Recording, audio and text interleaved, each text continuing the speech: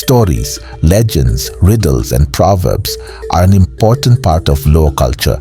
They are traditionally recited in the Siwinde, which is the home of a widowed grandmother.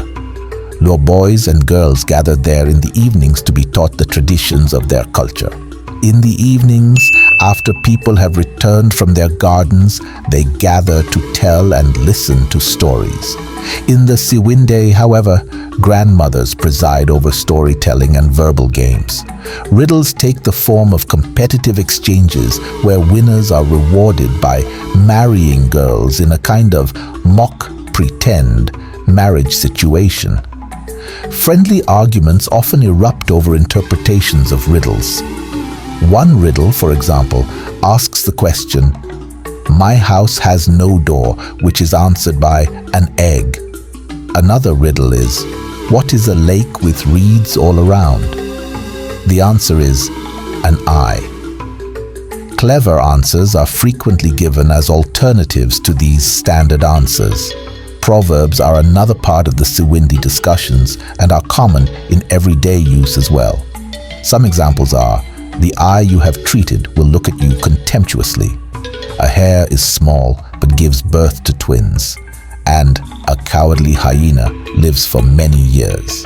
Morality tales teach all listeners the proper way to cope with life's circumstances. Such questions as, why do people die? What is the value of a deformed child? What qualities make an appropriate spouse? What is friendship? Who is responsible for a bad child? Why do some people suffer? And many others are the subject of folklore.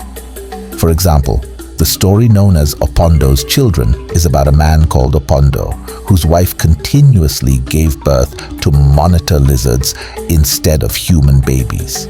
These lizard babies were thrown away to die because they were hideous. Once, however, the parents decided to keep such a child, and he grew to adolescence. As a teenager, this child loved to bathe alone in a river. Before swimming, he would take off his monitor skin, and while swimming, he mysteriously became a normal human being. His skin was, in fact, only a superficial covering.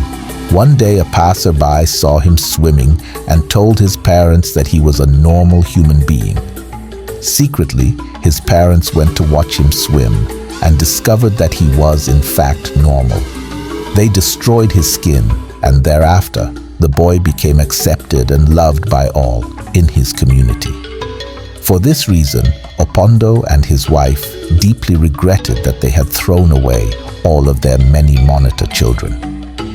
This tale teaches that compassion should be displayed toward children with physical defects. In an origin tale concerning death, it is told that humans and chameleons are responsible for this calamity.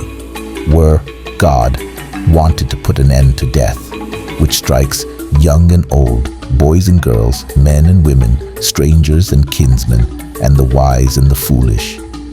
He requested that an offering be made to him of white fat from a goat. A chameleon was assigned to carry the offering up to the sky where lives.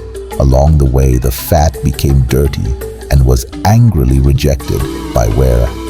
He declared that death would continue because of this insult. The chameleon became cursed by the Luo, and ever since, it must always walk on all fours and take slow steps.